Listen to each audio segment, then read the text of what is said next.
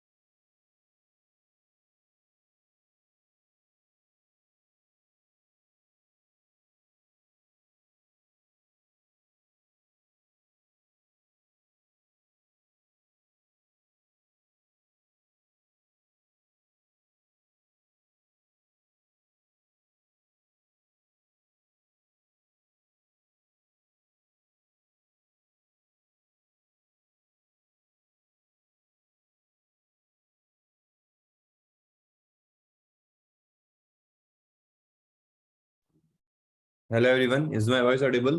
Very good morning. Yes, sir. It's audible. Good morning, sir. Morning. Yes, यश आपने hand raise कर रखा है. Sir वो कैलकुलेटर सर बनाया था सर, चल ही नहीं रहा है सर, वही दिखाना था आपको. हाँ, तो स्क्रीन शेयर करवाता हूँ मैं आपको अभी. Yes, yes, you can share your screen.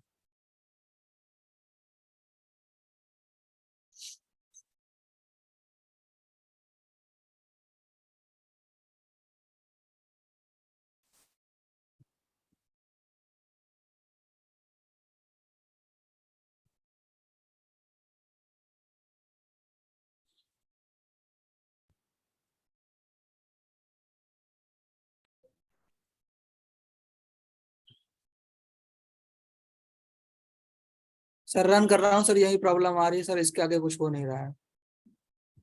क्या प्रॉब्लम आ रही है? तो भी आपका लॉजिक पिक्सल लिखा है, एक्सएमएल लिखा है, और सर अभी तो ये स्टार्ट ही नहीं हो रहा सर, पता नहीं क्यों। ये कभी स्टार्ट हुआ है कि इतना टाइम लेता है? आपको कुछ आइडिया है इसका? ये इतना ही रहता है हमेशा? ये नहीं ऐसे ही सर, पहले रहता चल है? रहा था सर, 5 दिन बाद सर ये चला रहा हूँ अभी ना। सर पहले डायरेक्ट मोबाइल में चलाता था, ओके, तो मोबाइल में चल जाता था। मोबाइल में सर आज ट्राई किया, मोबाइल में भी नहीं चला, और इसमें ट्राई कर रहा हूँ बहुत दिन बाद, तो इसमें भी नहीं चल रहा है कुछ। करो एक बार। ये तो अपन को ट्राई करना पड़ेगा एक बार। पहले ओपन तो हो जाए, क्लोज ऐप करो। आ गया ना ये आपका? हाँ।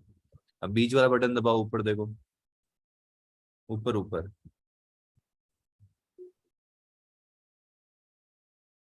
काफी हैंग हो रहा है। मोबाइल में चलाया आपने इसको? हाँ सर, सर उसमें भी सर प्रॉब्लम आ रही है सर, एक्सएमएल में सर कोई प्रॉब्लम बता रहा है, लेकिन अब मुझे पता नहीं चल रहा क्या है क्या नहीं। अभी चलाओ एक बार तो पता चलेगा मुझे। सर इसको क्या मोबाइल में चलाओ, इसको बंद कर दो, ये तो बहुत ज्यादा स्लो चल रहा है। अब इसको क्लीन डिलीट मारो, नया क्रिएट करो, या वाइप डेटा कर दो।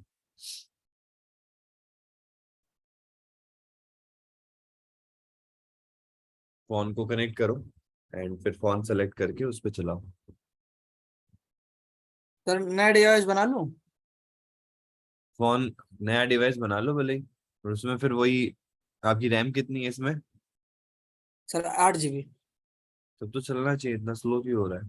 चलो जाओ, नया डिवाइस बनाओ। सर पहले इसको इसको कंप्लीट मार दो। सर रोकना पड़ेगा ना पहले? हाँ रोको, नहीं तो ऑल्ट शिफ्ट एंटर में जाकर, कंट्रोल ऑल्ट डिलीट में जाके आपको प्रोसेस को बंद करना पड़ेगा।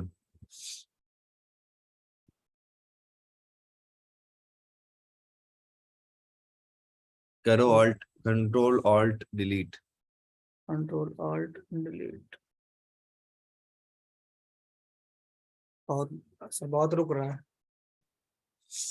अभी कर दो। यहाँ डिलीट कर दें क्या? हाँ बिल्कुल।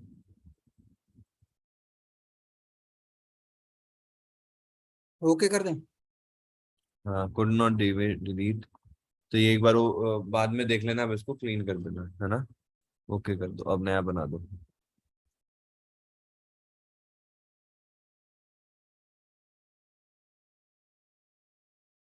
सर कौन सा लें, कोई भी? पिक्सल 3 लो। लेना तो कोई भी आप ले सकते हो।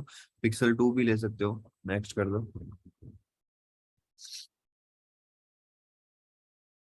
नेक्स्ट कर दो। फिनिश। पता नहीं। हाँ।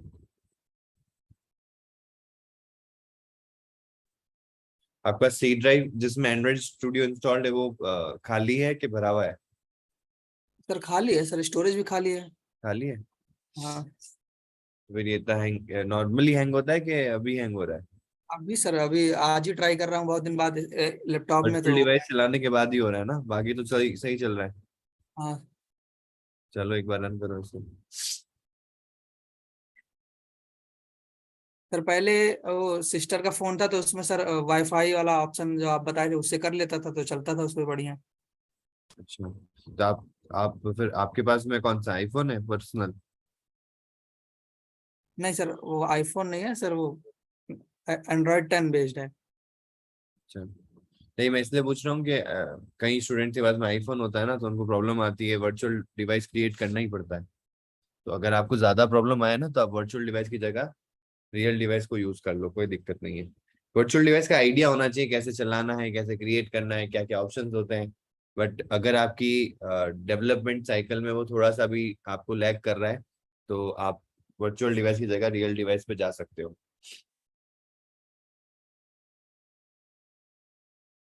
अभी है आपके पास में रियल डिवाइस? हाँ सर है। चलो एक बार इसको रन होने दो। जब तक अपनी रियल डिवाइस तो कनेक्ट करो और उसमें अपन एरर तो देख ले, क्या प्रॉब्लम क्या है आपके इस कोड में, क्या प्रॉब्लम आ रही है। चलो हो गया ये रन। जब तक आप उसको भी कनेक्ट कर दो, दोनों पे चला लेंगे, okay but sir. Real device पे कनेक्ट करके आप एक बार अपन एरर देख लेते हैं कि आपकी एरर क्या आ रही है। या 2 मिनट रुक जाओ, अब तो शुरू हो गया ये, चल जाएगा अभी इसमें भी।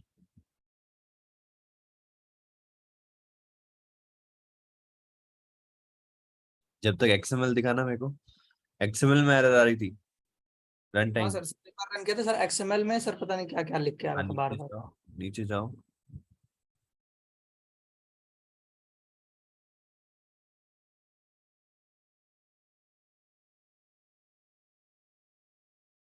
ये सब सही है, नीचे जाओ बस सर खत्म।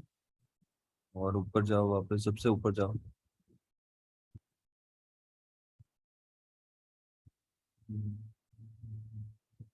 और सर लॉजिक में सर देख लीजिए सर, मुझे लगा सर लॉजिक में हो सकता है गलती किया हूँ। ऐड टू नंबर्स फंक्शन बनाया है।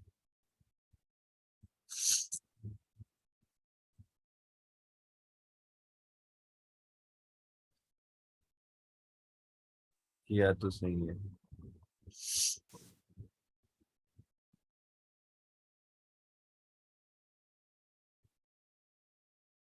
कोई नहीं, एक बार चला के ही पता चलेगा। इसको भी टाइम लग रहा, आप एक बार अपना फोन रियल डिवाइस कनेक्ट कर लो। सर फोन में सर पीटीपी ऑप्शन ऑन करेंगे ना? नहीं, स्क्रीन शेयरिंग वाली मत करो आप। हाँ। आप सिर्फ फोन को कनेक्ट करो। हाँ पीटीपी, हाँ सॉरी, एमटीपी पीटीपी कुछ भी कर सकते हो आप, सिर्फ चार्जिंग डिवाइस नहीं करना है। और वो सेटिंग्स तो ऑन है ना, डेवलपर ऑप्शंस। हाँ सर ऑन है। हाँ, तो एक बार अलाउ करने के लिए बोलेगा, अगर आपने पहले कर रखा है तो नहीं बोलेगा, नहीं तो बोलेगा। अभी भी डिवाइस पकड़ में आई है लेकिन इसको एक्सेस नहीं मिला है। आया कुछ पॉपअप वहां पे अलाउ डिनाई का? सर अलाउ किया हूँ। कर दिए? हाँ। एक बार उसके रन बाद कर, उसके बाद कुछ दिखने लगा आगे। ऊपर रन कर दो, आपकी डिवाइस तो कनेक्टेड है। बट नॉर्मली डिवाइस में क्या होता है, मॉडल नेम और एपीआई लेवल आ जाता है। रन कर दो, रन कर दो। हाँ अभी आ गया। तब पुराना वाला अपने आप बंद हो जाएगा? पुराना वाला मतलब? सर ये जो चल एमुलेटर रहा पे है। चल रहा है। एमुलेटर पे अपन ऐप कहाँ चला है? एमुलेटर तो अभी स्टार्ट ही नहीं हुआ है ना। हाँ। एमुलेटर तो अभी बूट हो रहा है। ठीक है, अब रन खोल लो या लॉककेट खोल लो। नीचे देखो लॉककेट है 4th नंबर पे। सर कहाँ पे? नीचे नीचे देखो, सबसे नीचे। हाँ लेफ्ट में आओ, यहाँ देखो वर्जन कंट्रोल रन प्रोफाइल लॉककेट, हाँ इसी लाइन में जाओ, लॉककेट, हाँ इसको ओपन कर लो। आपकी ऐप चलते क्रैश हो जाती है? अच्छा, आपकी तो ऐप रन ही नहीं हो रही है, यहीं पे एरर आ रही है। स्टार्टिंग में सर पता नहीं क्या दिख रहा है। जाओ जाओ, रन में जाओ, रन में या बिल्ड में जाओ, रन ही नहीं हुई आपकी ऐप। हाँ नीचे देखो बिल्ड, बिल्ड फंक्शन है जस्ट इसके पास में, बिल्ड टैब है, उसको टैप करो। हाँ एक बार होने तो नहीं आएगा। अच्छा हाँ एक्सएम सर ये। must start and end with the same entity। Okay, तो आपने कुछ यहाँ पे गलती करी है। सर लीनियर लिया हूँ, शायद ये गलती है। नहीं नहीं, क्लोज करो। हाँ अभी नीचे आओ, सबसे एंड में जाओ, पूरा एंड में ले जाओ मुझे। नीचे कोई और तो नहीं बना रखा है आपने?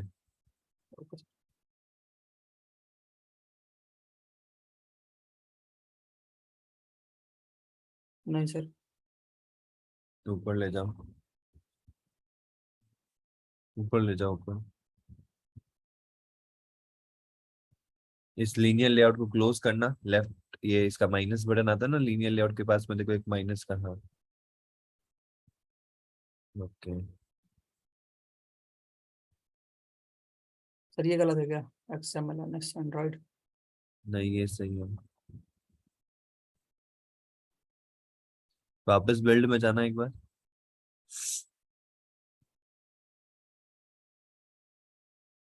ये फेल्ड टू पार्स लिखा हुआ है ना, इस पे टैप करो। कहाँ पे? फेल्ड टू पार्स,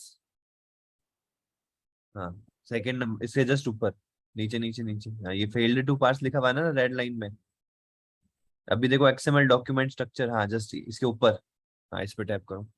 हाँ अब इसको ऊपर करके मेरे को दिखाओ ये क्या बता रहा है। स्क्रॉल अप करो।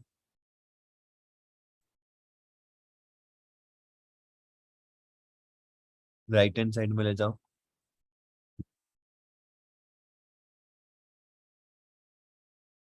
लोकल रिसोर्सेज,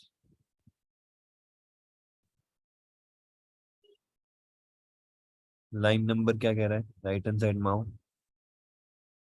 नहीं नहीं, नीचे ले जाओ, नीचे ले जाओ, नीचे ले जाओ, राइट हैंड साइड में आओ। लाइन नंबर 906, 906 पे जाना, अपनी लाइन नंबर।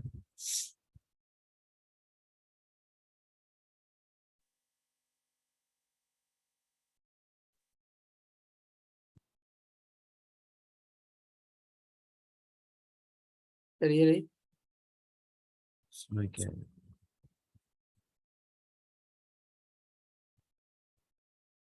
मेरे को आपका प्रोजेक्ट दिखाना, प्रोजेक्ट स्ट्रक्चर दिखाना। लेफ्ट हैंड साइड में प्रोजेक्ट स्ट्रक्चर आता है ना, हाँ इसमें रिसोर्स वाला फोल्डर दिखाना।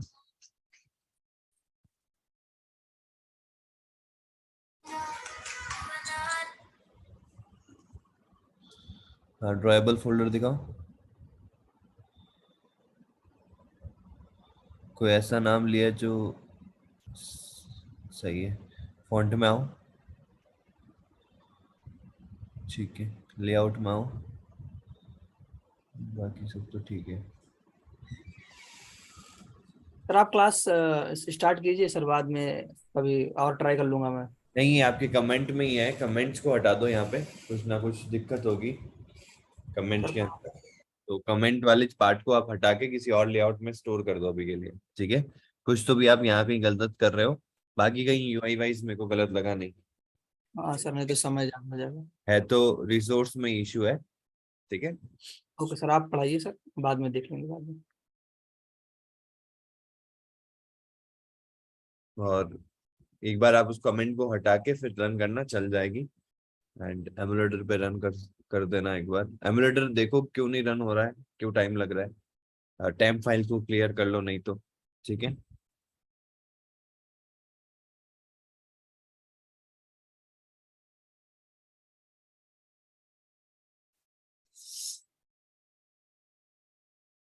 तो प्रीवियस क्लास में क्या किया था अपन ने, टिक टेक टू स्टार्ट कर दिया था।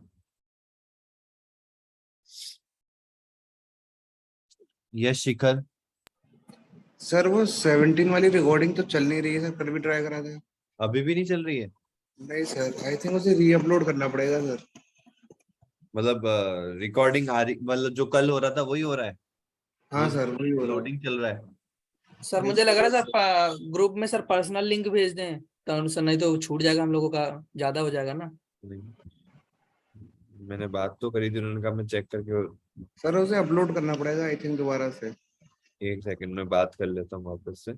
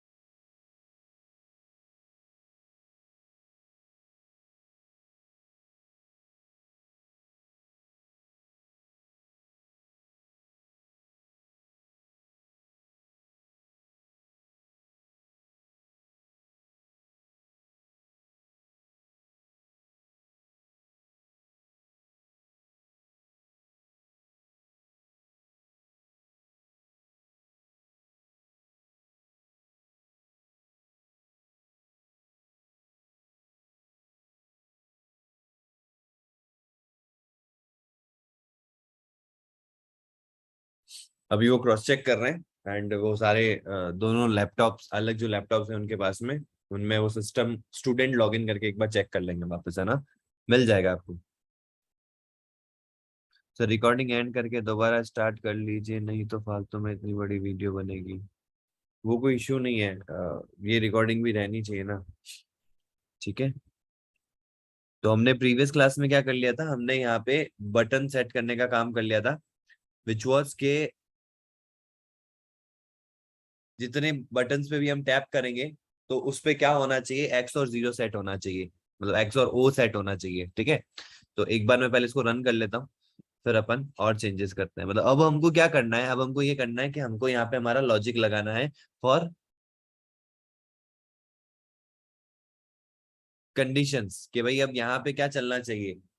कंडीशंस कैसे लगाएंगे बताओ मुझे, कौन बताएगा। 8 कंडीशंस हैं, अपन ने पहले डिस्कस कर रखी है। वो 8 कंडीशन में कैसे लगाऊंगा, क्या अप्रोच रहेगी, बहुत बेसिक सोचना है कि हम कैसे कंडीशंस लगा सकते हैं। इफ एल्स आपको आता है, हैंड रेज करना है।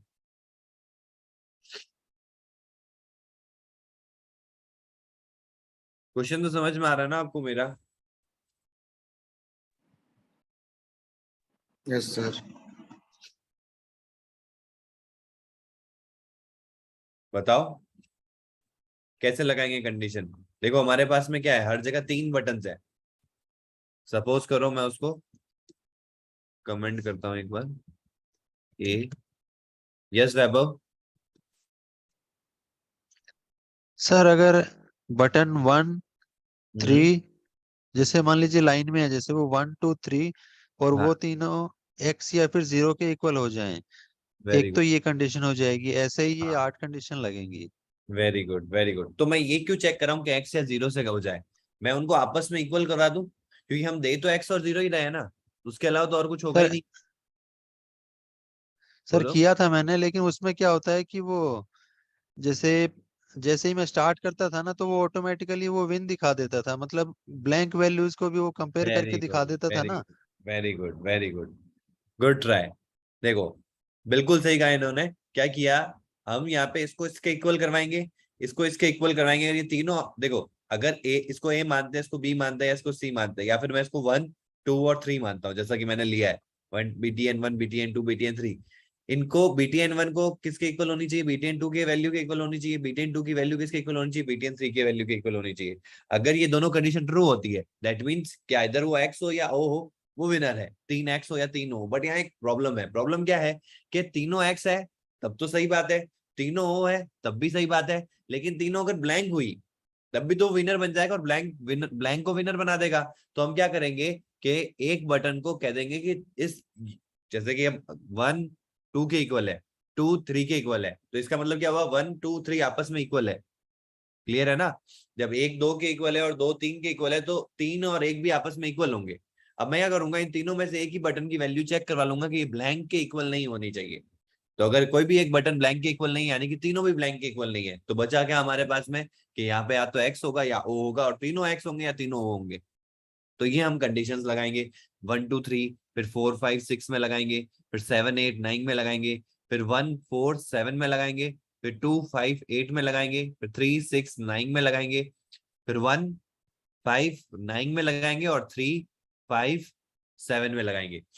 इस तरह से हमारा कंडीशन का फ्लो रहने वाला है। अब क्वेश्चन आता है कि यार कंडीशन कब लगनी चाहिए। आपने बात तो सही कही, कंडीशन लगानी पड़ेगी। क्या मैं यहीं पे कंडीशन लगाना स्टार्ट कर दूं, if else if else if else if, best way कौन सा होना चाहिए। एक हिंट देता हूं मैं आपको, कितने मूव्स के बाद में हमको चेक करना चाहिए कि अब कंडीशन ट्रू हो सकती है। क्वेश्चन समझ में आ रहा है आपको मेरा।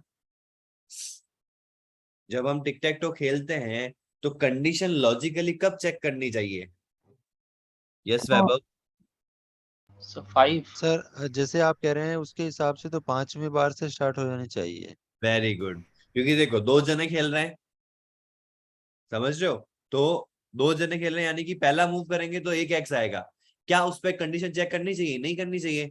यहाँ तो हम क्या कर रहे हैं, हर बार चेक करेंगे ना, अगर मैं इसमें डायरेक्टली इफ एल्स कर दूंगा तो हर बार क्या होगा, जब भी वैल्यू सेट होगी, जब भी बटन पे टैप होगा वैल्यू सेट होगी, और वैल्यू सेट होते ही वो क्या करेगा, कंडीशन चेक कर देगा। तो पहले मूव में चेक करने का कोई सेंस नहीं, क्योंकि कोई जीत ही नहीं सकता पहले मूव में, दूसरे मूव में भी कोई नहीं जीत सकता, क्योंकि अब एक्स का भी एक मूव हुआ है और ओ का भी एक मूव हुआ है।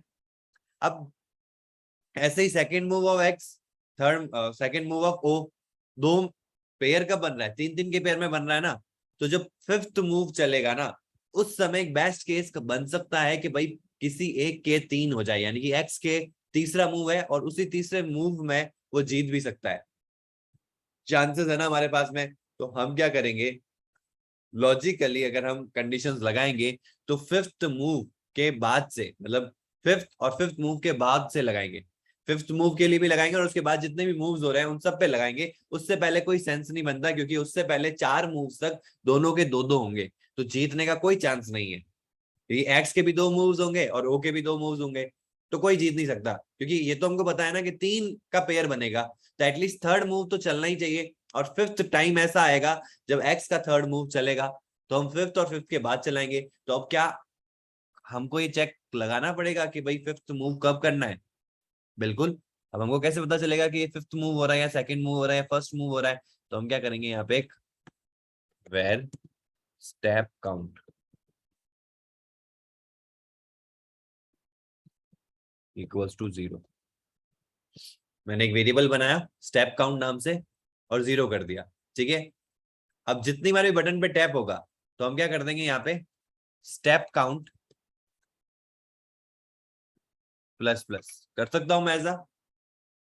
अब प्रॉब्लम क्या है पता है आपको, एक चीज जो अभी भी प्रॉब्लम क्रिएट करेगी वो क्या है, कि जितनी बार भी मैं टैप करूंगा, आपने तो कह दिया ऑन क्लिक किसी के ऊपर भी लगाओ और ये एक्स और ओ का काम कर दो, लेकिन आपको पता है कि जब मैं उसी बटन पे दूसरी बार दबा दूंगा ना तो फिर भी ये काम करेगा, जबकि ऐसा नहीं करना चाहिए ना। अगर मैं किसी बटन पे एक्स सेट हो गया है तो उसमें मैं हटा के 0 नहीं कर सकता, ना ही वापस उसको हटा के कुछ और कर सकता हूँ या उसको खाली कर सकता हूँ। होता है क्या टिक टैक टो में ऐसा, आपने एक बार मूव चल दी उस ब्लॉक के अंदर तो आप उसको रीचेंज नहीं कर सकते, अब वो हो गया। अब नेक्स्ट गेम में आप ध्यान रखना, इस गेम में तो आप चेंज नहीं कर सकते, ऐसा ही होता है ना। एक बार रन कर लेते हैं अपन, तो मैं आपको ये प्रॉब्लम भी बताऊंगा। क्योंकि हमने कहीं चेक लगाया क्या ऐसा? कोई चेक नहीं लगाया कि भाई यार एक बार अगर वैल्यू आ जाती है उसके बाद में इस पे वैल्यू नहीं आ सकती। हमने तो क्या कहा कि 9 के 9 बटन को कभी भी आप टैप करो और यहाँ पे कितनी बार भी टैप करो, हमको रोकना है कितनी बार भी टैप नहीं करो, एक और एक बार ही टैप होगा और जैसे ही वो टैप होगा तो वो हमारा एक्स वैल्यू ले आएगा। अच्छा ये ठीक है। अभी मैं आपको, अपन एक एक करके चीजों को बिल्ड कर रहे हैं। कैसे बिल्ड कर रहे हैं कि पहले हमको जरूरत पड़ेगी यार, हमको यहाँ कंडीशन लगानी है। कंडीशन लगाती हमारे दिमाग में आया कि यार कंडीशन तो ना 4 मूव के बाद ही लगेगी, पहले तो नहीं लग सकती। तो मैंने कहा ठीक है 4 मूव्स के बाद लगेगी, तो हम एक काउंट ले लेते हैं और जब जैसे जैसे हम टैप करेंगे मूव चलाएंगे वैसे वैसे हमारे काउंट को प्लस प्लस कर देते हैं। बट इस तरीके से अगर मैं देखूं तो स्टेप काउंट तो हर बार टैप होने पे हो जाएगा, और किसी ने गलती से उसी बटन पे वापस टैप कर दिया तो वो भी तो एक स्टेप हो जाएगा, जबकि ऐसा होना नहीं चाहिए। लॉजिकली देखे तो 9 स्टेप्स ही तो होंगे इस गेम के अंदर। अगर मैं इसी पे वापस टैप कर दूंगा, देखो यहाँ पे एक्स हुआ, वापस टैप किया ओ हो गया, वापस टैप किया एक्स ओ, क्योंकि लॉजिक तो यही चल रहा है ना। अब हमको क्या करना पड़ेगा, रोकना पड़ेगा कि जब एक बार इसको वैल्यू मिल जाए तो इसके ऊपर टैप ना हो। समझ में आया? तो अब इसमें 2 तरीके होते हैं। एक तरीका होता है कि जब इस पे टैप हो गया तो इस बटन को क्या कर दो, डिसेबल कर दो, button current dot is enabled equals to false. इससे क्या होगा, जिस पे भी टैप हुआ होगा ना उसमें वैल्यू सेट हो जाएगी और फिर वो डिसेबल हो जाएगा। डिसेबल का मतलब है कि अब मैं कितनी बार भी उस पर टैप करूं, जब तक मैं उसको अनेबल नहीं करूंगा उसका उसके अंदर का ऑन क्लिक लिस्टर कभी कॉल नहीं होगा। ठीक है, तो इससे मेरा काम तो आसान हो जाएगा। टैप करता हूँ, ये देखो डिसेबल हो गया, मैं इस पर टैप कर रहा हूँ कुछ भी नहीं हो रहा है। ठीक है, तो जो मेरे को चाहिए था वो हो रहा है। बट डिसेबल के अंदर 2 प्रॉब्लम्स है। डिसेबल में एक तो देखो ये ऐसा लग रहा है कि यार ये यूआई ब्लॉक हो गई एक तरह से। मेरे को ऐसा भी नहीं चाहिए कि यूआई ऐसा लगे कि ब्लॉक हो गई है। ये तो तब करना है कि जब हम कोई काम कर रहे हैं, जैसे लॉगिन है, मैं लॉगिन पेज बनाया मैंने, ठीक है, तो मैं लॉगिन बटन को डिसेबल रखूंगा जब तक उसने यूजर नेम और पासवर्ड को फिल नहीं कर दिया हो। तो लॉगिन बटन में वो कितना भी टैप कर लेगा, बिना वो अगर वो खाली पड़े तो लॉगिन बटन कॉल ही नहीं होगा। तो उस केस में डिसेबल समझ में भी आता है। यहां डिसेबल कर दूंगा तो थोड़ा सा यूआई से ही हट जाएगा। दूसरी चीज यहाँ पे क्या होगी कि अगर मैंने डिसेबल कर दिया तो जब मैं नया गेम स्टार्ट करूंगा तो मेरे को सारे के सारे बटन वापस अनेबल भी तो करने पड़ेंगे, अगर नया गेम स्टार्ट करना है तो ये तरीका कर सकते हो। पर इससे भी बेस्ट तरीका क्या हो सकता है, कोई बताएगा मुझे? क्या कर सकते हैं हम यहाँ पे जिससे कि हम ये काम करवा सके कि भाई जब मैं उस पर टैप करूं तो वापस वो टैप ना हो। मैं ये यहाँ पे कमेंट कर देता हूँ ताकि आपको याद रहे कि ये तरीका भी हम कर सकते हैं। बट इससे भी बेटर एक तरीका है, सबसे बेस्ट अप्रोच है, और आपके दिमाग में वो है, आपको रिकॉल निकालनी हो दिमाग से कि कैसे हम इस चीज को गेट करें। क्वेश्चन समझ में आ रहा है मेरा? कि जब मैं बटन पे टैप करूं तो सिर्फ एक और एक बार ही वो टैप हो, उसके बाद में वो टैप ही ना हो। अगर टैप भी हो तो कुछ काम ना हो। मैंने हिंट दे दिया आपको पूरा, ट्राई करो। मतलब मैं इस पे टैप करूं, एक्स आ गया, अब मैं वापस टैप करूंगा तो इस पे कुछ भी नहीं होना चाहिए, जबकि अभी देखो हो रहा है क्योंकि मैंने इसको डिसेबल नहीं किया है। कोई आइडिया? यस वैभव। सर अगर ऐसा करें कि उसकी वैल्यू को चेक करा लें कि वो x या 0 तो नहीं है पहले से। Very good. देखो एक्स या जीरो तो नहीं, वो चेक तो नहीं करवाएंगे हम क्या करवाएंगे, अगर ब्लैंक है, देखो एक्स और जीरो करोगे तो हाँ, आप इज नॉट ब्लैंक। लंबा हो जाएगा तरीका। हम उल्टा चेक करवा लेते हैं कि अगर जिस पे मैं बटन पे टैप कर रहा हूं उसकी वैल्यू अगर ब्लैंक है तो ही मैं आगे का काम करूंगा, नहीं तो मैं कुछ भी नहीं करूंगा। कर सकता हूं ना ऐसा? क्योंकि देखो जिस जिस पे भी हम वैल्यू सेट करेंगे वो क्या होना चाहिए, खाली होना चाहिए। इसमें हमको नहीं करनी है तो ये भरा हुआ है वैसे भी देखो। तो हमको सिर्फ क्या करना है, ये बटन करंट आया हमारा यहाँ पे, if btn current dot text. जब इक्वल टू नहीं होता है तो वो ऑब्वियसली राइट में ही होता है, और जब इक्वल टू होता है तो लेफ्ट में होता है सेट टेक्स्ट, और राइट में होता है तो गेट टेक्स्ट। तो यहाँ पे क्या कॉल होगा, gate text dot to string. हमारे पास में वैल्यू आ गई जिस भी बटन पे टैप किया है यूजर ने, ठीक है। अगर ये ब्लैंक के इक्वल होता है तो ये हम पूरा जो भी काम कर रहे हैं वो करेंगे, नहीं तो हम कुछ भी काम नहीं करेंगे। कुछ भी नहीं करना है मेरे को, टैप करता रहे कुछ भी नहीं होगा। करके देखते हैं क्या होता है क्या। समझ में आया लॉजिक कैसे बिल्ड करना है आपको?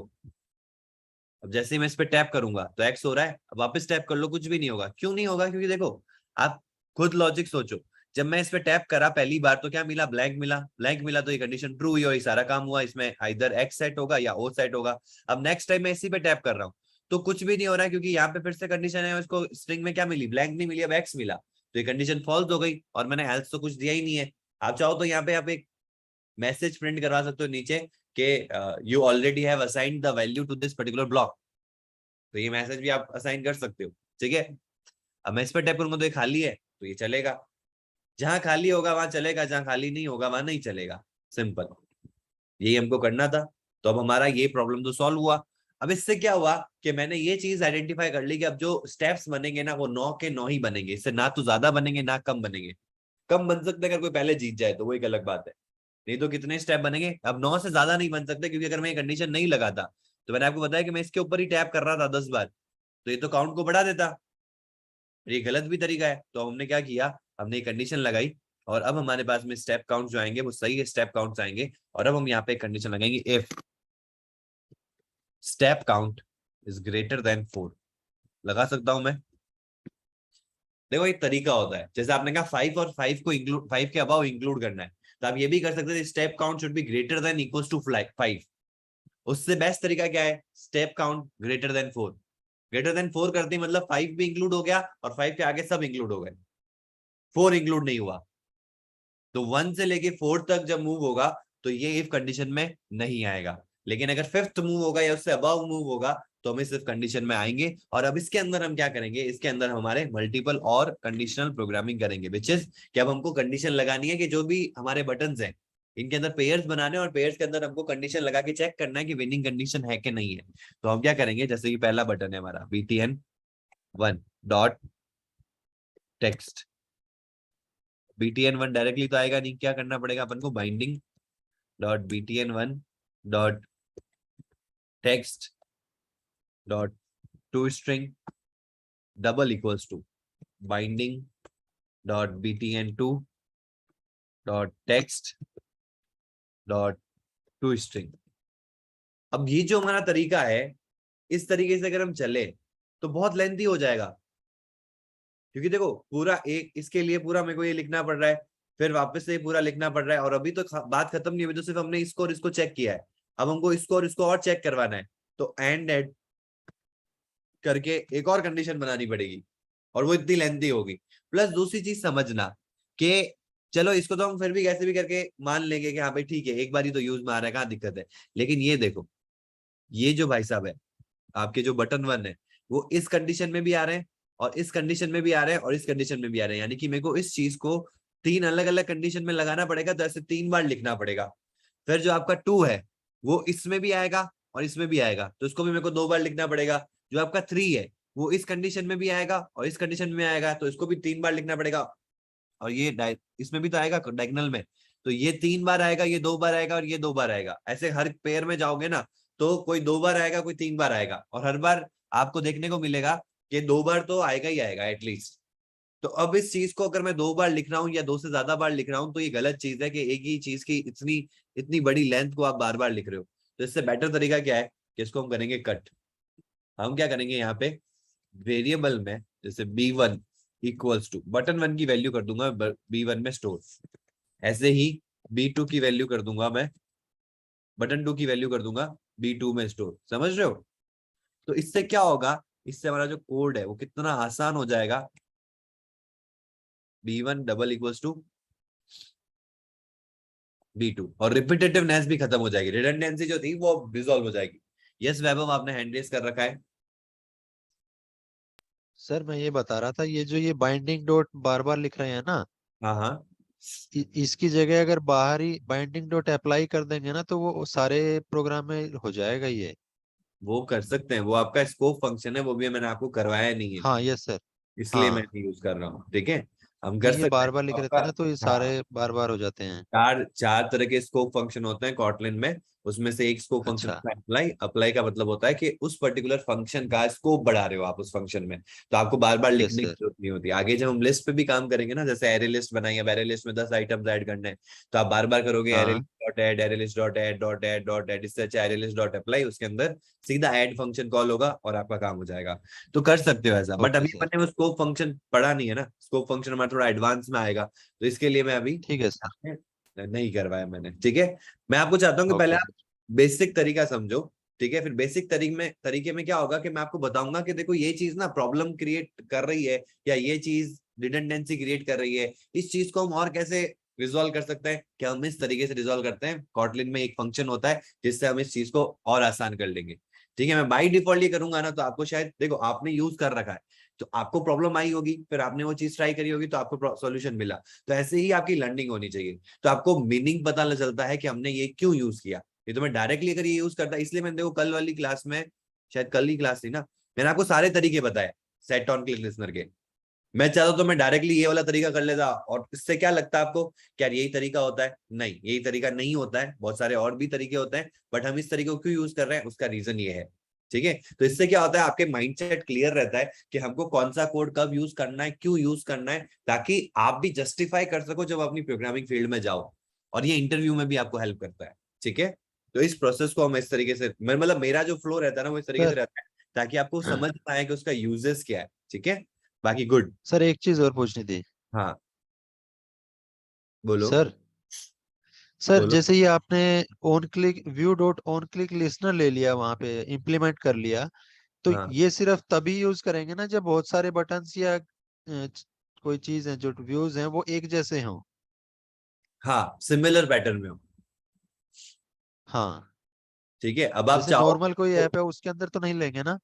नहीं उसमें नहीं लेंगे, उसमें आप अलग अलग सेट ऑन क्लिक लिसनर लगाओगे तो भी सेम काम होगा। आप दूसरे तरीके से, लोग क्या करते हैं, लोग ऐसे करते हैं कि भाई मेरे ऐप में 10, सपोज दैट मेरी एक स्क्रीन में 3 बटन है, तो मैं चाहूँ तो 3 अलग अलग क्लिक लिसनर लगा के उसमें काम कर सकता हूँ।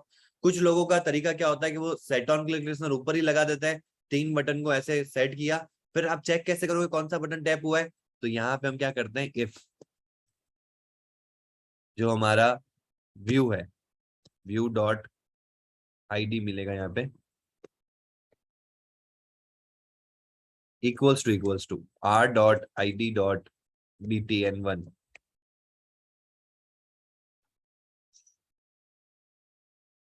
ठीक है, तो यहाँ पे हमको क्या काम करना है, बटन 1 पे जब क्लिक होगा तो वो वाला काम करना है। ठीक है, कुछ लोगों का तरीका ऐसा होता है, मैं प्रीफर करता हूं कि जब आपको एल्स इफ, जब आपको मल्टीपल एक जैसा काम हो रहा हो ना, तब आपको ये तरीका अपनाना चाहिए, क्योंकि बाकी तरीका अप्रोच सेम ही रहती है। अगर BTN2 है तो क्या काम होना चाहिए वो आप यहाँ कर दोगे, BTN2, एंड आपके 3 ही बटन है तो एल्स में जाके ये तीसरा काम ऐसे भी कर सकते हैं। और यहाँ पे आप वैन भी यूज कर सकते हो, ये मेरे को यही बोलेगा, देखो ये बोलेगा कि आप वैन यूज करो। When is the alternate for switch case, switch case यहाँ नहीं मिलता तो ये वैन आ गया। वैन में हमने क्या लगा दिया कि भाई किसको चेक कर रहे हैं, वैन आईडी ऑफ व्यू जो जिसपे टैप हुआ है उसकी अगर आईडी BTN1 है, r.id.btn1, तो ये काम होगा। अगर उसकी आईडी ये है तो ये काम होगा, नहीं तो ये काम होगा। इस तरीके से भी काम करते हैं, ठीक है। Yes sir, Yash Shikhar, thank you. Sir वो वैन वाला ही पूछना था सर कि वैन लगा के यूज कर सकते हैं कि नहीं। हाँ वैन यूज कर सकते हैं। When is the alternate for switch case. अगर आपको आइडिया स्विच केस क्या होता है, स्विच मतलब कि भाई इसके बीच में स्विचिंग करनी है और इसमें मल्टीपल वैल्यूज आ सकती है, तो उनके केस बना देते हैं अपन, ठीक है। और उसमें अपन को मैनुअली क्या करना पड़ता है, ब्रेक लगाना पड़ता है। बस यहाँ पे आपको ब्रेक लगाने की जरूरत नहीं पड़ेगी, ऑटोमेटिकली ये ब्रेक करेगा, ठीक है। ओके। समझ में आया?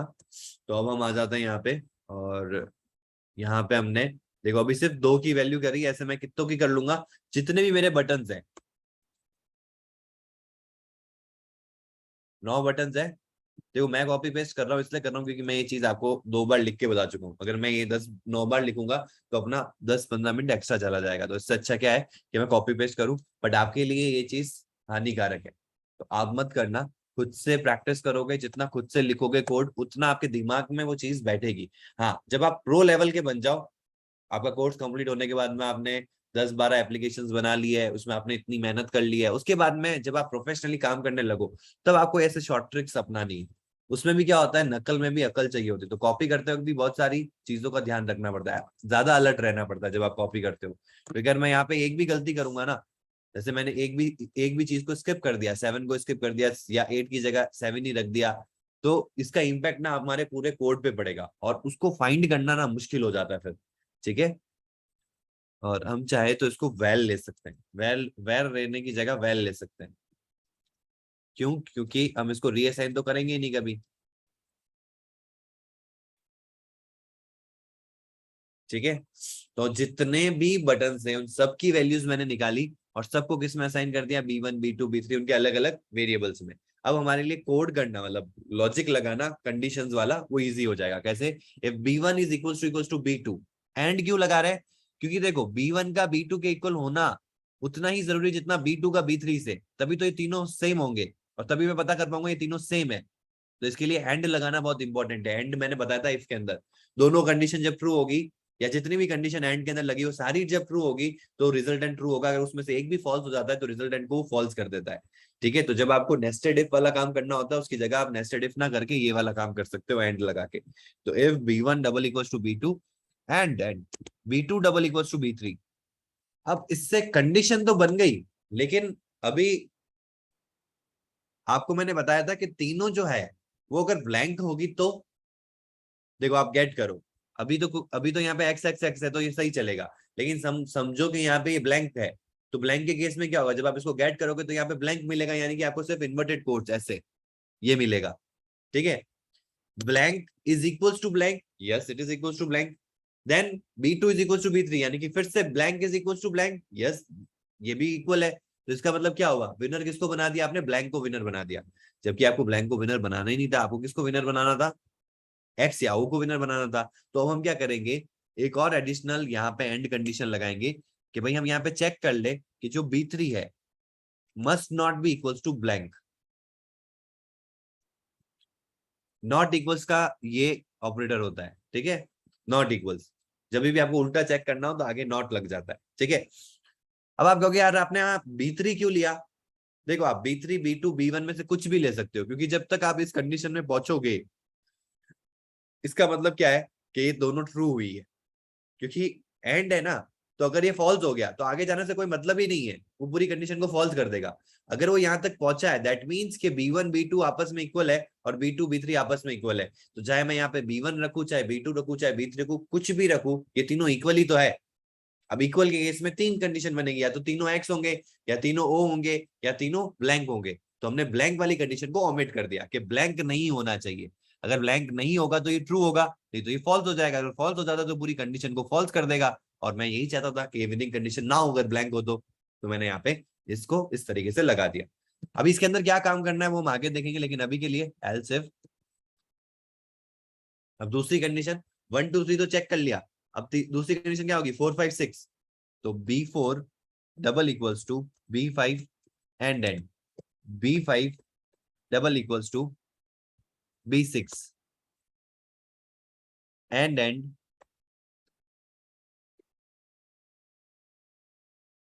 B6 must not be equals to blank.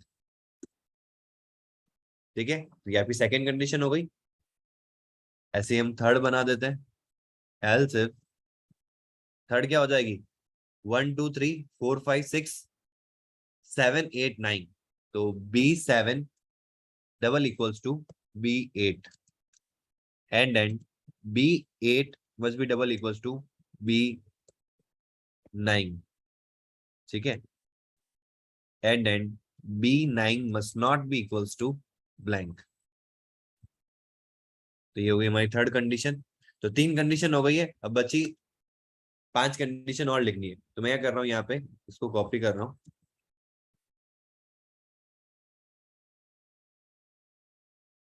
तीन हो गई, 4 5 6 7 8।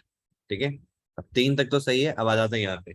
ठीक है, अब हमको सिर्फ कंडीशन एल्सिफ एल्सिफ मैंने लगा दिया है, सिर्फ हमको कंडीशन चेक करनी है। तो कंडीशन क्या है, अब क्या हो जाएगी वर्टिकल ले लेते हैं, 1 4 and 7। 1 4 4 7 and 7 must not be equal to blank. ऐसे ही आ जाएगा 2 5 5 8। अब आप इस ऑर्डर में दे रहे हो क्या, ऐसे ऑर्डर में देना जरूरी है क्या, कोई जरूरी नहीं है। देखिए मैं सिर्फ एक पैटर्न बना रहा हूँ ताकि मेरे लिए आसानी हो, कभी भी मैं डिबगिंग करूँ ना तो मेरे लिए आसानी हो कौन सी कंडीशन में दिक्कत आ रही है। ठीक है, तो 2 5 5 8 और जो लास्ट है उसको मैंने यहाँ लगा दिया ताकि मेरे लिए आसान चेक करना कि कहीं गलती तो नहीं कर रहा मैं। ठीक है, ऐसे आपको भी करना चाहिए, जब भी आप प्रोग्रामिंग में डिटेल में लॉजिक लिखोगे तो हमेशा पैटर्न क्रिएट करो। ठीक है, ताकि आपको डिबगिंग करना आसान हो जाए। तो 2 5 8 हो गया, अब हमारा तीसरा क्या बचेगा 3 6 9। 3 6 6 9 एंड 9 तो है ही है। ठीक है, फिर आ जाएगा आपका डायगोनल 1 5 9। समझ में आ रहा है ना आपको ये कंडीशंस, 1 5 5 9। ठीक है, अब उल्टे साइड में ये डायगोनल 3 5 7। 3 5 5 7 7। ठीक है, तो मेरी 8 जो कंडीशन है वो बन चुकी है। और अब मैं यहाँ पे जब जीतेगा तो कुछ शो करना चाहता हूँ। ठीक है, तो अभी तक हमने शो करने के तरीके क्या सीखा है, सिर्फ एक, विच इज टेक्स्ट ट्यूब के टेक्स्ट ट्यूब को लगाओ और उस पर टेक्स्ट सेट करो। अब मैं आपको एक चीज बताता हूँ, ऐसे बहुत सारे तरीके होते हैं जिससे कि आप यूजर को बता सकते हो कि ये चीज हुई है। नोटिफाई करना एक तरह से, नोटिफिकेशन अलग है। नोटिफिकेशन ज्यादातर यूज में आता है जब आप ऐप से बाहर हो, लेकिन ऐप के अंदर से यूजर को कुछ बताना है, प्रॉम्प्ट करना है, तो उसके अंदर बहुत सारे ऑप्शंस होते हैं। जैसे कि हमारे पास में स्नैक बार होता है, बॉटम शीट होता है, डायलॉग बॉक्स होता है। ठीक है, उसमें सबसे स्टार्टिंग में जो सीखना चाहिए और जो सबसे कॉमनली यूज में आता है वो होता है टोस्ट। इस जगह पे आपको दिखता है, इस एरिया में पॉपअप एक नोटिफिकेशन की तरह होगा कि भाई आपको नोटिफाई करने के लिए। नोटिफिकेशन एक्चुअल में यहाँ आता है, जरूरी नहीं है कि हर चीज जो नोटिफिकेशन होती है वो यही हो। नोटिफाई करना किसी भी चीज के लिए यूजर को कि भाई ये चीज हुई है या ये हो रही है या ये हो गई है, तो वो आप अपनी स्क्रीन पे यूजर को यहाँ पे एक पॉपअप की तरह दिखा के और एक या 1.5 सेकंड के बाद में वापस गायब हो जाए, तो ये कहलाता है टोस्ट। आगे हम डायलॉग बॉक्स भी करेंगे, बॉटम शीट भी करेंगे, स्नैक बार भी करेंगे, बहुत सारे और मल्टीपल व्यूज होता है हमारे पास में, इनको कहते हैं ओवरलेस। ओवरलेस का मतलब क्या होता है कि आपकी यूआई का हिस्सा नहीं होता, ये यूआई के ऊपर आता है। ये जैसे डायलॉग बॉक्स भी आएगा तो यूआई के ऊपर आएगा, बॉटम शीट भी आएगी तो यूआई के ऊपर आएगी, स्नैक बार भी आएगी तो यूआई के ऊपर आएगी, टोस्ट भी आएगा तो यूआई के ऊपर आएगा। तो ये अलग से व्यू क्या होगा, आपके ओवरले होगा आपकी स्क्रीन के ऊपर। तो इसमें सबसे इंपॉर्टेंट जो होता है वो आपका टोस्ट होता है। तो टोस्ट को करने के लिए आपको सिंपल सा लिखना है टोस्ट। टोस्ट मिल गया। अब टोस्ट क्लास के अंदर से आपको एक फंक्शन मिलता है मेक टोस्ट। अब देखो मैंने जब टोस्ट को एंटर किया ना तो टोस्ट क्लास इंपोर्ट हुई है ऊपर। अब ये ध्यान रखना कि मैं जैसे एंटर करता हूँ ना तो वो अपने आप इंपोर्ट होता है। ये अगर ये इंपोर्ट नहीं होता है तो आपका रेड कलर ही आएगा वहां पे। मैं यहाँ पे जैसे टोस्ट लिख रहा हूँ ना, तो अगर मैं सिर्फ आगे बढ़ जाऊंगा तो ये मेरे को कह रहा है कि देखो आप इस क्लास की तो बात नहीं कर रहे, तो आप यहाँ पे ऑल्ट प्लस एंटर करोगे ना तो ये टोस्ट इंपोर्ट होगा। नहीं तो आप क्या कर सकते हो, सिंपल सा जब आप टोस्ट लिख रहे हो तो आपको सजेशन मिलेगा, आप उसी समय एंटर कर दो। जैसे ही आप एंटर करोगे ना तो अपने आप इंपोर्ट हो जाएगा। ठीक है, अगर आप ऐसा नहीं करते हो तो फिर लिखने के बाद में ऑल्ट एंटर करोगे तो इंपोर्ट हो जाएगा। ठीक है, उसके बाद में एक फंक्शन होता है यहाँ पे मेक टेक्स्ट। नाम से समझ में आ रहा है कि हम यहाँ पे टेक्स्ट बना रहे हैं टोस्ट के अंदर जिसको हमको शो करना है। ठीक है, तो जब हम मेक टेक्स्ट करते हैं तो 3 ऑप्शन आते हैं। 3 ऑप्शन क्या है कि कहाँ से कॉल हो रहा है, मतलब इसका कॉन्टेक्स्ट क्या है। ठीक है, दूसरी चीज क्या शो करना है, क्या मैसेज शो करना है, और तीसरी चीज कितने ड्यूरेशन के लिए शो करना है, कितने टाइम के लिए शो करना है। ठीक है, तो आप देख सकते हो यहाँ पे context, character sequence. Character sequence का मतलब क्या होता है, स्ट्रिंग, एंड तीसरा ऑप्शन है ड्यूरेशन। तो कॉन्टेक्स्ट मतलब होता है हमारा प्रेजेंट क्लास। अब इसको देने के 3 तरीके होते हैं कॉन्टेक्स्ट को। एक होता है दिस मतलब ये कौन, मेन एक्टिविटी। दिस हमेशा क्लास को रिप्रेजेंट करता है, जिस क्लास में आप हो। ठीक है, सुपर हमेशा पेरेंट क्लास को रिप्रेजेंट करता है। ठीक है, तो हमको कॉन्टेक्स्ट देना है तो कॉन्टेक्स्ट हमेशा हमारी एक्टिविटी क्लास का जाता है। मतलब जो चीज यूजर के सामने रन हो रही है ना वो हमेशा एक्टिविटी होती है। तो जब भी कॉन्टेक्स्ट की बात आती है तो हमेशा हमारा जो एक्टिविटी का क्लास होगा उसकी बात हो रही है। ठीक है, तो एक्टिविटी कोई भी हो सकती है। जैसे अभी मैंने एक एक्टिविटी बनाई है, आगे अपन और मल्टीपल एक्टिविटीज बनाएंगे, तो होनी वो एक्टिविटी चाहिए, एक्टिविटी का रेफरेंस होना चाहिए। ठीक है, एक तरीका तो ये होता है कि आप दिस दे सकते हो। कई जगह ऐसा होगा जब आप डायरेक्ट दिस नहीं कॉल कर पाओगे। क्यों नहीं कर पाओगे, क्योंकि आप किसी इनर क्लास के अंदर हो। जब वहां इनर क्लास में दिस कॉल करोगे ना तो वो इनर क्लास को कॉल करेगा, ना कि आपके मेन क्लास को कॉल करेगा। तो उस समय आपको क्या करना है, this at the rate main activity करना है। ये दूसरा तरीका, ये भी चलेगा। तीसरा तरीका होता है जो कहता है कि आप सीधे एप्लीकेशन कॉन्टेक्स्ट को ही कॉल कर लो, वो ऑटोमेटिकली आपकी एक्टिविटी का रेफरेंस दे देगा, विच इज एप्लीकेशन कॉन्टेक्स्ट। जावा में जब हम कोड लिखते हैं तो यहाँ लिखते हैं गेट एप्लीकेशन कॉन्टेक्स्ट। फिर बता रहा हूँ, कॉटलिन के अंदर गेट सेट नहीं होता है तो इसलिए गेट हट जाता है। यहाँ पे हम एक्चुअल में कर क्या रहे हैं, एप्लीकेशन कॉन्टेक्स्ट को गेट कर रहे हैं। और आपको पता ही है जब हम इक्वल टू नहीं होता है तो हमेशा राइट में ही होता है, इक्वल टू होता है तो राइट में होता है तो गेट, लेफ्ट में होता है तो सेट। तो इक्वल टू नहीं है तो हमेशा राइट ही है, तो यहाँ पे गेट ही कॉल होगा। कभी हम एप्लीकेशन को सेट नहीं करते, हम सिर्फ गेट ही करते हैं एप्लीकेशन कॉन्टेक्स्ट, क्योंकि ये हम डिसाइड नहीं करते। क्योंकि अगर आप देखोगे तो आपकी एक्टिविटी का जो सबसे पेरेंट होता है ना वो कॉन्टेक्स्ट होता है। अगर आप इसकी पेरेंट क्लास में जाओ, फिर इसने किसको एक्सटेंड कर रखा है, फ्रेगमेंट एक्टिविटी को। फिर फ्रेगमेंट एक्टिविटी में जाओ, इसने किसको एक्सटेंड कर रखा है, कॉम्पैक्ट एक्टिविटी को। फिर कॉम्पैक्ट एक्टिविटी में जाओ, इसने किसको कर रखा है, कॉम्पैक्ट एक्टिविटी टाइप को। फिर इसने किसको कर रखा है, एक्टिविटी को। एक्टिविटी ने किसको कर रखा है, कॉन्टेक्स्ट थीम रैपर को। कॉन्टेक्स्ट थीम रैपर ने किसको कर रखा है, कॉन्टेक्स्ट रैपर को। और कॉन्टेक्स्ट रैपर ने किसको कर रखा है, कॉन्टेक्स्ट को। और कॉन्टेक्स्ट ने किसको कर रखा है, किसी को नहीं। तो जो शुरुआत होती है किसी भी चीज की वो आपकी कॉन्टेक्स्ट से होती है, उसी से आपको एक्टिविटी का रेफरेंस मिलता है। तो अगर मैं वहीं से, ये याद है मैंने आपको जब इनहेरिटेंस करवाया था, तो इनहेरिटेंस में एक होता है मल्टीपल और एक होता है मल्टी लेवल। ये मल्टी लेवल इनहेरिटेंस है। तो हमारे एक्टिविटी को, जो हमने एक्टिविटी बनाई है उसको इस कॉन्टेक्स्ट का भी रेफरेंस होगा, तो मैं इसके रेफरेंस से भी उस एक्टिविटी तक पहुंच सकता हूं। और उसके लिए हम यूज करते हैं, इसको मैं क्लोज करता हूं, इनमें कोई चेंजेस नहीं कर सकते हो आप। ठीक है, तो इसमें सिर्फ हम देख सकते हैं कि एक्चुअल में भाई ये इसका ओरिजिन क्या है। इसका ओरिजिन लास्ट में क्या मिला हमको, कॉन्टेक्स्ट मिला। कॉन्टेक्स्ट के आगे कुछ नहीं था, कॉन्टेक्स्ट सबसे पहले बना, फिर कॉन्टेक्स्ट को ओवरराइड किया कॉन्टेक्स्ट थीम रैपर ने। कॉन्टेक्स्ट थीम रैपर को ओवरराइड किया कंपोनेंट एक्टिविटी ने। कंपोनेंट एक्टिविटी को ओवरराइड किया, मतलब ओवरराइड द सेंस इनहेरिट किया फ्रेगमेंट एक्टिविटी ने। फ्रेगमेंट एक्टिविटी को इनहेरिट किया हमारी ऐप कॉम्पैक्ट एक्टिविटी ने। और ऐप कॉम्पैक्ट एक्टिविटी को हमने इनहेरिट किया मेन एक्टिविटी के अंदर। ठीक है, तो after all everything is around the context, application context. तो ये हमारा एप्लीकेशन कॉन्टेक्स्ट हमको क्या लाएगा, हमारी एक्टिविटी का रेफरेंस लाके दे देगा। ठीक है, अब तीनों का अलग अलग रोल होता है। यहाँ पे मैं तीनों लगा सकता हूँ। कई जगह ऐसी भी आएगी जहाँ पे आप दिस ही लगा सकते हो। कई जगह ऐसी भी आएगी जहाँ पे आप सिर्फ दिस एट द रेट ही लगा सकते हो। कई जगह ऐसी आएगी जहाँ पे आप सिर्फ एप्लीकेशन कॉन्टेक्स्ट ही लगा सकते हो। तो इन तीनों का रोल होता है इंपॉर्टेंट। और आगे जैसे जैसे हम प्रोसीड करेंगे ना, ऐसी तीनों जगह आएंगी भी जहाँ पे मैं आपको इनका रोल बताऊंगा कि देखो अब यहाँ पे हम कॉन्टेक्स्ट मांग रहा है, लेकिन हम यहाँ पे दिस नहीं दे सकते, हमको दिस एट द रेट ही देना पड़ेगा। यहाँ पे हम एप्लीकेशन कॉन्टेक्स्ट नहीं दे सकते, हमको यही देना पड़ेगा। ठीक है, तो यहाँ पे बेटर तरीका जब हमारे पास में दिस है तो इट इज शॉर्टर वे, पूरा एप्लीकेशन कॉन्टेक्स्ट लिख दो, उससे अच्छा दिस लिख दो, this at the rate main activity लिख दो, इससे अच्छा दिस लिख दो। लेकिन जहां दिस कॉल नहीं होगा, जहां दिस में प्रॉब्लम आ रही होगी, तो वहां पे हम this at the rate main activity, और जहां this at the rate main activity भी फंक्शन नहीं करेगा, तो वहां पे हम एप्लीकेशन कॉन्टेक्स्ट को यूज करेंगे। ठीक है, अब आ जाते हैं क्या मैसेज शो करवाना है।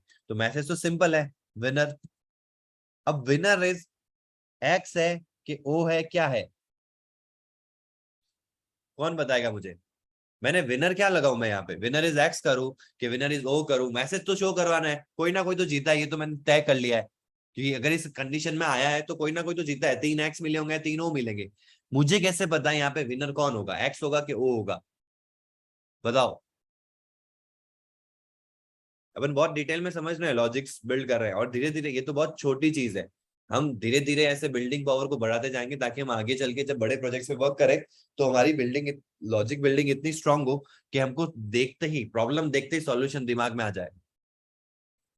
यस, समझ में आ रहा है ना मेरा क्वेश्चन क्या है? मेरा क्वेश्चन ये है कि यहाँ पे मैं क्या लगाऊं, विनर इज एक्स लगाऊं कि विनर इज ओ लगाऊं? सर ये जैसे B1 है या B2 है, इसी की वैल्यू आ जाएगी ना इसके अंदर। वेरी गुड, वेरी गुड, बहुत बढ़िया। देखो, इन तीनों में से तो वैल्यू आ रही है। अगर B1 है, B2 है, B3 है, ये तीनों इक्वल हुए तभी तो हम नीचे आए। और वो तीनों इक्वल, मुझे क्या करना है, वो तीनों इक्वल एक्स है कि ओ है? मुझे तो सिर्फ ये बताना है कि अगर वो एक्स है तो एक्स है, ओ है तो ओ है। तो मैं क्या कर दूंगा यहाँ पे, $B1 कर देता हूँ। आपने $B1 ही क्यों किया? B2 B3 B2 B3 भी तो कर सकते थे, कोई भी कर सकते हो आप। B1 B2 B3 में से यहाँ जो 3 ले रहे हो ना, इनमें से कोई भी एक ले लोगे तो काम बन जाएगा, क्योंकि तीनों इक्वल है। ठीक है, लास्ट में आता है हमारे पास में लेंथ। तो यहाँ पे होता है toast dot length long and length short. ये आपके टोस्ट के स्टैटिक वेरिएबल्स हैं, जिनको देखो टोस्ट क्लास से मैं कॉल कर रहा हूं। दिख रहा है आपको?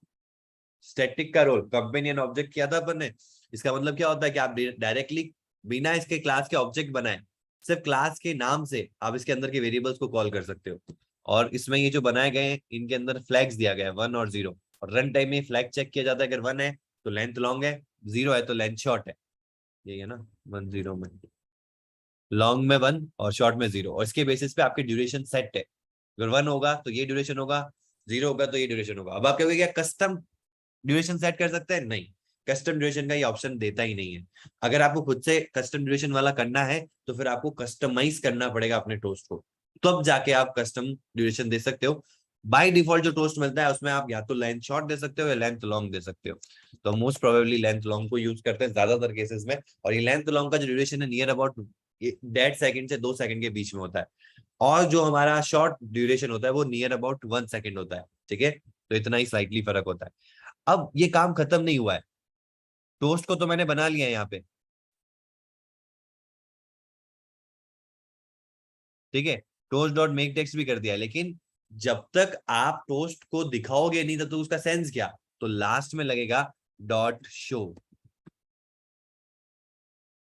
अब ये क्या करेगा, जैसे ही डॉट शो फंक्शन कॉल हुआ तो आपका टोस्ट शो हो जाएगा। तो मैंने क्या किया, टोस्ट क्लास में से एक फंक्शन कॉल किया मेक टेक्स्ट, उससे टेक्स्ट क्रिएट किया, जो मेरे को टेक्स्ट दिखाना है उसमें जितने भी एट्रीब्यूट्स थे वो उस फंक्शन में प्रोवाइड किए, और फिर उसी के आगे डॉट शो करके उस शो करने वाले ऑपरेशन को भी एग्जीक्यूट कर दिया। और यही सेम चीज मेरे को सब में करनी है। सब में मतलब कि जितनी भी 8 कंडीशन है वो विनिंग कंडीशन ही तो है, तो मुझे सब में ये टोस्ट करना पड़ेगा। तो मैं कॉपी करता हूँ इसको, यहाँ पे पेस्ट, यहाँ पे क्या आ जाएगा, B4 आ जाएगा। यहाँ पे भी देखो मैं पैटर्न बना रहा हूँ, जो पहला है उसको मैं यहाँ दे रहा हूँ, यहाँ पे जो लास्ट था उसको मैं दे रहा हूँ, ताकि मैं जब डिबगिंग करूँ तो मेरे लिए आसान हो जाए, मेरे को बार बार चेक ना करना पड़े। यहाँ पे भी B1 है, यहाँ B2 कर देंगे अपन।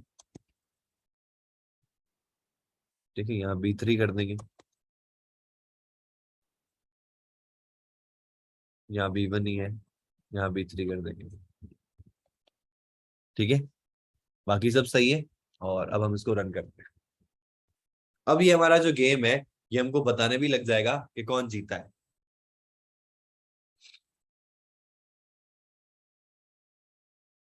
टैप करते हैं, एक बेसिक सा लॉजिक बनाते हैं। आ गया, विनर इज एक्स, समझ में आया? तो विनर तो निकल रहा है। अब होना क्या चाहिए, गेम ओवर भी होना चाहिए, बट अभी उससे पहले एक चीज मिसिंग है। अगर मैं यहाँ पे ड्रॉ खेलूं तो what if I make a draw, winning तो चेक कर लिया अपन ने, मैं एक ड्रॉ खेलता हूं, ये ड्रॉ है बट कुछ भी पॉपअप नहीं हुआ, समझ पा रहे हो? तो अब क्वेश्चन आता है कि how will we check about the draw. ये मैंने इसका एक कल आइडिया दिया था आप लोगों को, कौन बताएगा मुझे कैसे चेक करें कि ये ड्रॉ है?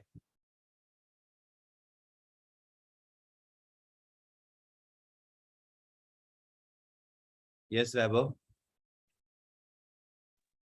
सर मैंने तो ऐसे कर दिया था कि अगर मान लीजिए टोटल काउंट है जो इसके जो की प्रेसेस हैं, हाँ अगर वो 9 हो जाए तो उसके बाद वो ड्रॉ डिस्प्ले कर दे, अगर क्योंकि विनर तो कोई हुआ नहीं। बिल्कुल बिल्कुल, वेरी गुड। बट लगाएंगे कहाँ वो कंडीशन, 9 काउंट की कंडीशन कहाँ लगाऊंगा मैं? इफ के यहाँ लगाऊंगा, यहाँ लगाऊंगा, कहाँ लगाऊंगा? लास्ट में लगाऊंगा, बीच में लगाऊंगा, ऊपर लगाऊंगा, कहाँ लगाऊंगा कंडीशन की अगर काउंट 9 हो गया है? सर ऊपर वाला काउंट कहाँ पे ले रखा है आपने ये? काउंट तो मैंने ऊपर बना रखा है, तेरा ग्लोबल बना रखा है। नहीं नहीं, ग्लोबल नहीं, मैं ये पूछ रहा था वो कहाँ पे। हाँ ये BTN current step count, sir इनके नीचे ही लगा देंगे। यहाँ पे हाँ ये इसके ऊपर जब क्लिक इस होता है जगह, उस पे ही। हाँ इनके एंड में।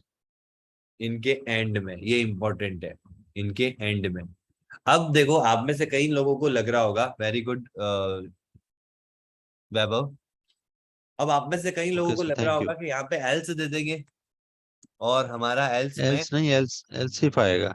बता रहा हूँ एक सेकंड, एल्स दे देंगे तो हमारा काम आसान हो जाएगा। कैसे आसान हो जाएगा? कि आपने कंडीशन तो दे दी और बची हुई कंडीशन क्या होगी? ड्रॉ होगी। नहीं, ड्रॉ नहीं होगी। मैं आपको बताता हूँ कैसे। एक गेम खेलते हैं यहाँ पे अपन, ठीक है? मैं वापस रन करता हूँ इसको।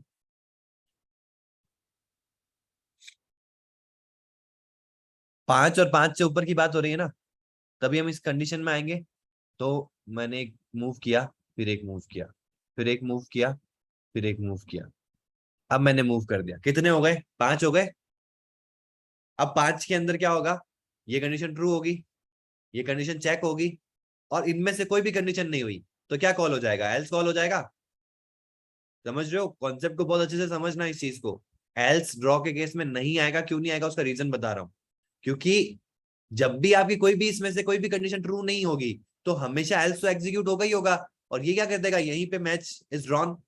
तो else will not be a solution for draw condition. समझ में आया? तो जिनको भी लग रहा है कि यहाँ पे एल्स देके हम ड्रॉ को मैनेज कर लेंगे, ड्रॉ नहीं आएगा एल्स से, क्योंकि ये कंडीशन देखो हमारी यहाँ पे। मैं आपको यहाँ पे एक टोस्ट करवा के दिखाता हूँ। अगर हम इसको करते हैं मैच इज ड्रॉन, ठीक है? तो मैं इसको रन करता हूँ।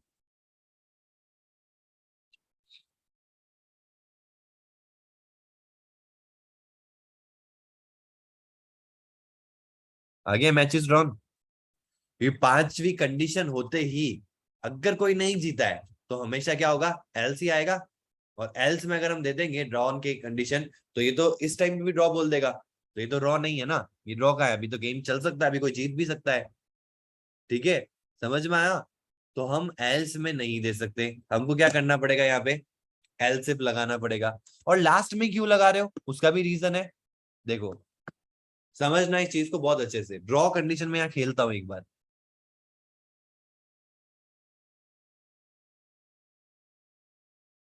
ठीक है? अभी यहाँ पे कोई भी, हाँ ये मैच ड्रॉन हो गया, अब ड्रॉन हुआ है, ठीक है? अब यहाँ देखो, अगर हम इसको स्टडी करें तो हम कैसे पता कर पा रहे हैं ये ड्रॉ है? कि कोई भी कंडीशन मैच नहीं कर रही है, कोई भी नहीं जीत रहा है यहाँ पे, और कोई मूव अब बचा भी नहीं चलने को।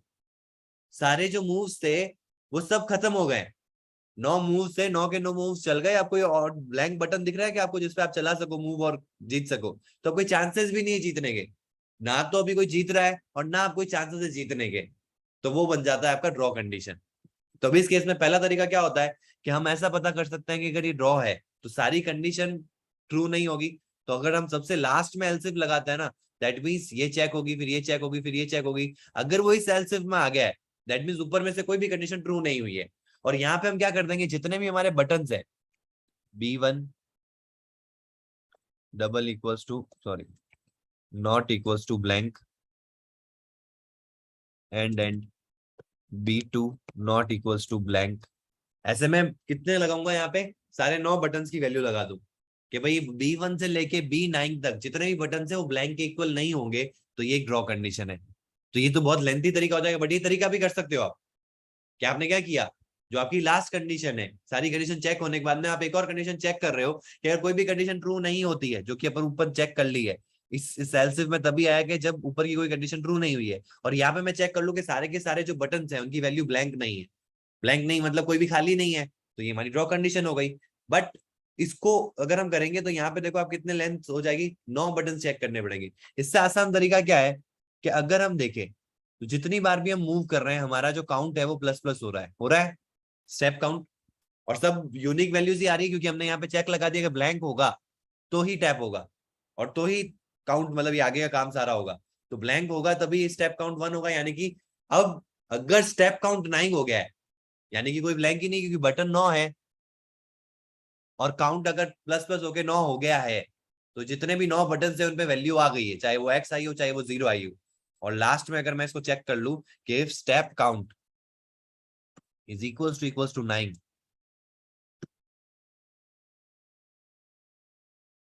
यानी कि ये 9th मूव है।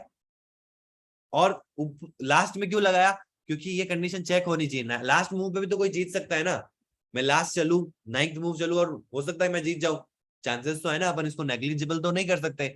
तो हमने पहले सारी कंडीशन देख ली और ये कंडीशन सबसे लास्ट में लगाई कि जब कोई भी कंडीशन ट्रू नहीं है और हमारे मूव्स भी 9 हो चुके हैं तो this is a draw condition, तो मैच इज ड्रॉन। ठीक है, अब हम इसको रन करते हैं।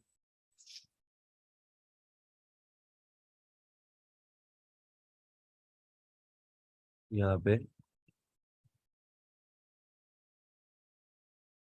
आ गया मैच इज ड्रॉन, क्लियर है।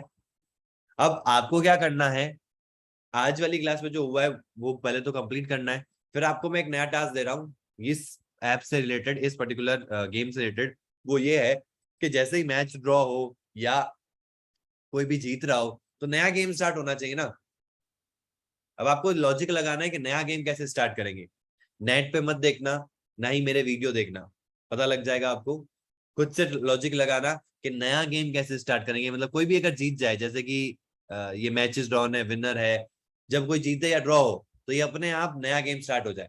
तो क्या करेंगे हम नया गेम के लिए, ये आपको ट्राई करना है। ठीक है, क्लियर है एवरीवन? क्लियर है तो थम्स अप कर दो, फिर अपन सेशन को एंड करते हैं।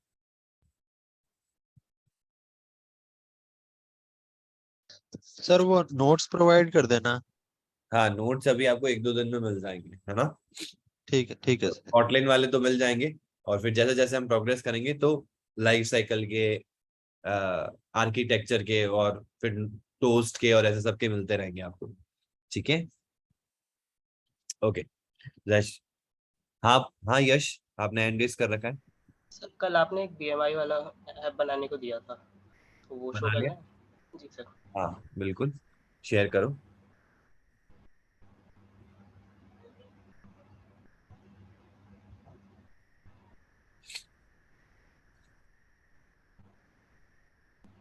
सर स्क्रीन शो हो रही। बिल्कुल, वेरी गुड। सर ये UI पार्ट है और ये लॉजिक है। गुड, वेरी गुड, चल रहा है सही। Yes sir. गुड। तो बाकी सब को भी BMI कंप्लीट करना है, जिनको भी मैंने कल टास्क दिया है। And you can share me और स्क्रीन, कल वाली क्लास में भी आप दिखा सकते हो। ठीक है,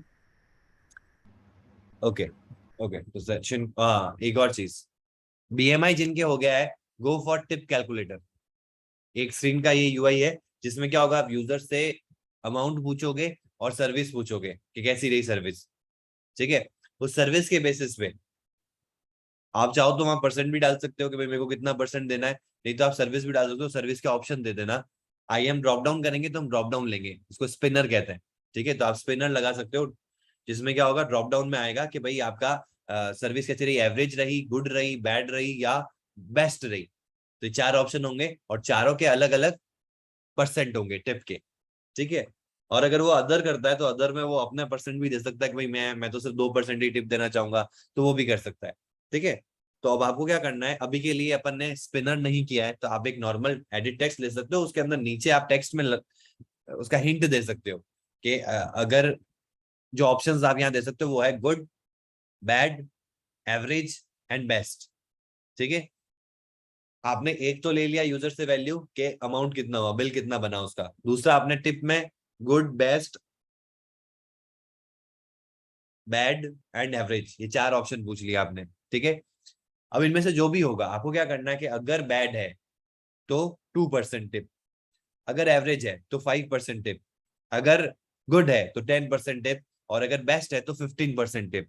तो ये आपको डिसाइड कर लेना है, मतलब ये आप कुछ भी कर सकते हो, मैं तो एक नॉर्मल बता रहा हूँ आपको, ठीक है। अब क्या होगा कि इफ जो एडिट टेक्स्ट से वैल्यू आई है वो अगर बैड है तो आपको 0.02 लेना पड़ेगा टिप परसेंट। ये मैं क्यों बता रहा हूँ, क्योंकि जब भी हम 2% की बात कर रहे हैं, मतलब क्या हो गया 2/100।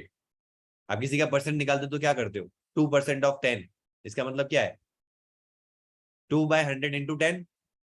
तो ये तो करना पड़ेगा, जो हमारे पास में अमाउंट आया है मल्टीप्लाई बाय, अगर 2% है तो 0.02, 5% है तो मल्टीप्लाई करना है 0.05, 10% है तो 0.1 से मल्टीप्लाई करना है, और 15% है तो 0.15 से मल्टीप्लाई करना है। जो अमाउंट आएगा वो अमाउंट कहलाएगा टिप अमाउंट। अब इस अमाउंट को आपके एक्चुअल अमाउंट से ऐड करना है और नीचे टेक्स्ट पे दिखा देना है कि ये आपका टिप अमाउंट है जो आपको पे करना है, ताकि बिल भी आ जाए और उसका वेटर का जो टिप है वो टिप भी मिल जाए, ठीक है। तो ये एक टिप कैलकुलेटर जिसमें आपका एक बहुत ही बेसिक लॉजिक लगेगा और एक छोटी सी ऐप का फंक्शनिंग बन जाएगा, ठीक है। क्लियर है। तो जिनका भी बीएमआई हो गया है, आपको टिप कैलकुलेटर बनाना है। यूआई आपके हिसाब से होगी, फिर मैं आगे आपको दूंगा कि देखो आप इस यूआई को किस तरीके से और एक्सप्रेसिव बना सकते हो, ठीक है। सेशन को एंड करते हैं। Till then stay home, stay safe, have a fantastic day today, good bye, see you.